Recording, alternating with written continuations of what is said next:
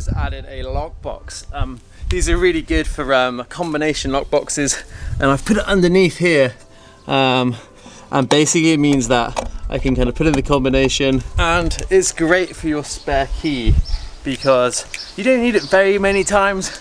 But if you do need it, let's say you go to the mountains or the beach or something, you lose your key, you got a spare one you can always access, or your friends like, oh, I'm at your van, can I get in?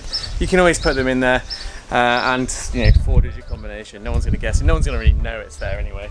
But yeah, really useful. And I've just bolted it straight through into the bottom of the van.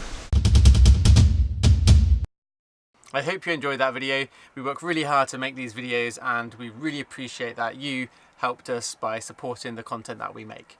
Don't forget that in the description there are a bunch of links for all the parts which we mentioned in this video, and check them out, and it will just make your life a little bit easier when you're searching for things to use for your van. Best of luck for the rest of your conversion. I can't wait to see you guys on the road.